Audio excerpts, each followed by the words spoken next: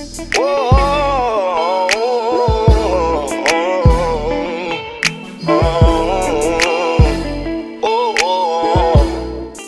back to another Deadpool party reaction video, and I'm gonna check out a video from Mr. Nightmare.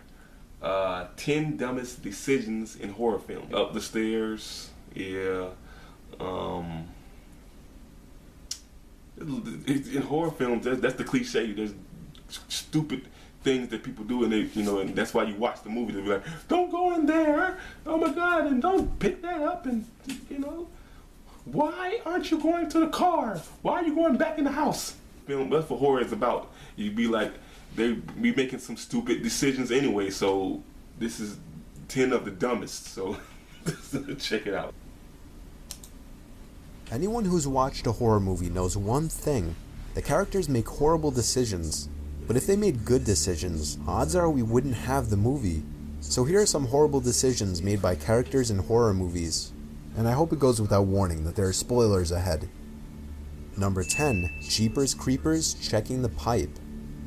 After practically being chased by a terrifying lunatic truck driver in the middle of literal nowhere, our main protagonists, Dari and Trish, spot the shady, sinister-looking character who is driving the truck, depositing what looks like a rolled-up corpse into a pipe at the side of the road. Jeepers Creepers is such an underrated horror film too, man. The shady-looking character then quite obviously stares down the two as they drive by, knowing that they witnessed what he had just done. Having to now dispose of the witnesses, the truck driver emerges once again, ramming Dari's car off the road before continuing on down the road. Now, a normal person would just get out of there and report the incident to the first cop they encounter. However, this wouldn't be a horror movie without a horrible idea. Dari decides to go back and check out what was dumped inside the pipe, instead of getting to the nearest phone and calling the police. He ends up falling inside the pipe after getting scared by a couple of rats, and ultimately becomes the creeper's next target. Number 9. Drag Me to Hell, not checking the envelope. At the end of Drag Me to Hell, after Christine had seemingly gotten rid of the cursed button that would send her to hell, Clay, her boyfriend, pulls out a familiar envelope containing none other than the cursed button. It turned out she had mistakenly gotten rid of Clay's envelope containing a quarter instead of the one containing the button. Had Christine simply made the right decision and checked the contents of the envelope first, she would have been freed from the eternal curse. Okay.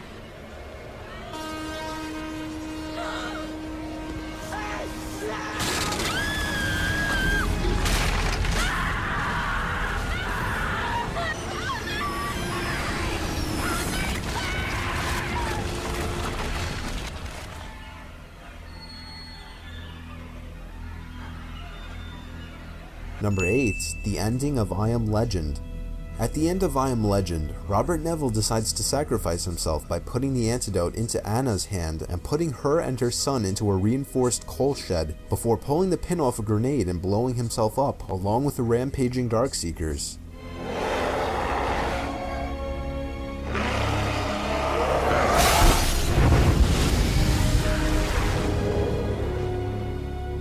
What he could have done differently, though, was just lob the grenade at them and get into the shaft, since it can obviously fit another person, and it would only take 2 steps for Robert to get inside. Number 7. Helen's death. I Know What You Did Last Summer. While on the run for her life from a crazed hook-welding killer, Helen finds herself only a few feet away from freedom, where a marching band and onlookers are seen walking by. But Helen's pointless and foolish decision to turn around and look behind her at the last possible moment instead of running into the crowd of people is nothing short of moronic, and thus it leads to a death that could have been easily avoided. Why did she stop? Run right into him. It's like, oh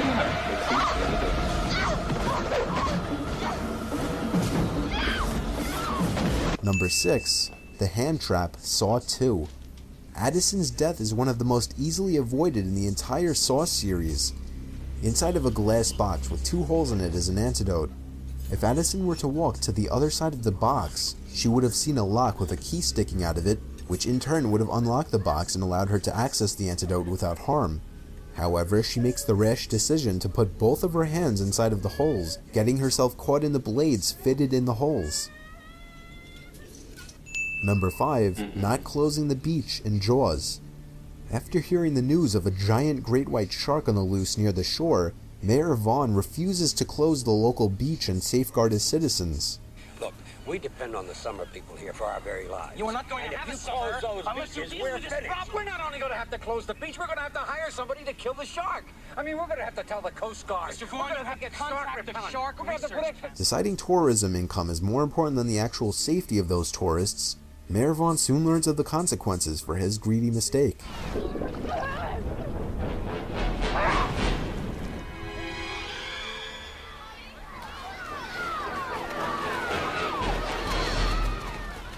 Number 4. The Purge, letting somebody into the house and leaving the safe room. There were so many horrible decisions made in this movie that it would be hard not to include more than one.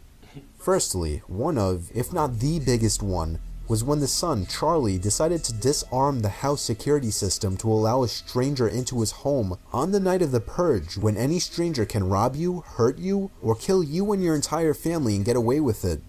Not to mention, this man is also being chased by purgers.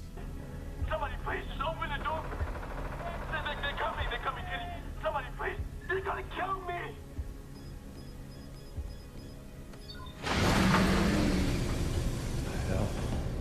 This idiotic decision is of course what led to everything afterward in the movie, including the death of Charlie's own father. Another ridiculous decision in the movie was the choice of the entire family to leave the safe room while their house is under attack.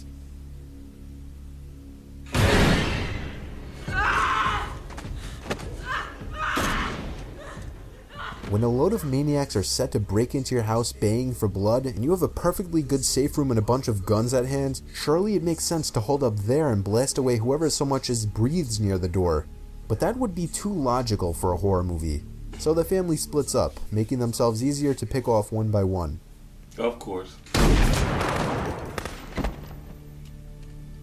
Number 3. Halloween Resurrection, trying to unmask Michael Myers.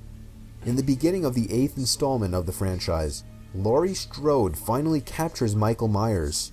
As she gets ready to cut the rope that he's dangling on and end her nightmare forever, she decides to unmask him and see if it's really her brother. She fails to realize that even though he's hanging upside down, his hands are still free.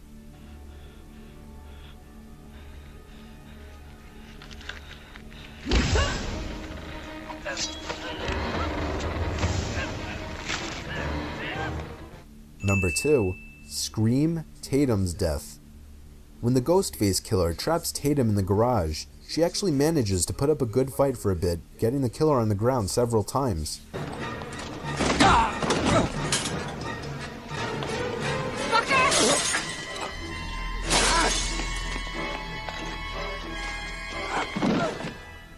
However, instead of kicking the killer while he's down or looking for something to use as a weapon in the garage, she decides to crawl out a pet door, which is clearly too small for her to fit into.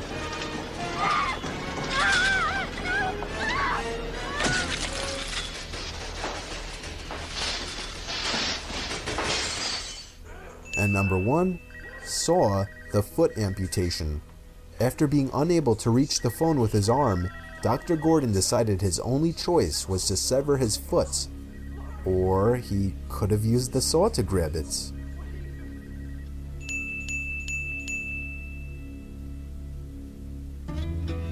Right. He had the saw, he couldn't reach the phone. So he could have just used that, like, to pull it this way, right? That was some more inches.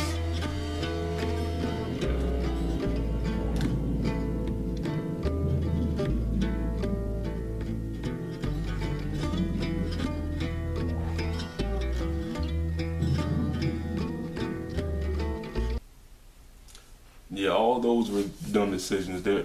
And in horror films, like I said, there's nothing but dumb decisions people make. And yeah, good. If you like my reaction, hit the like button, comment, subscribe, and share. Watch the original video, and go subscribe to Mr. Nightmare's channel. Great content right there. I'm your boy Jay. That was another Deadpool Party reaction video. Peace out.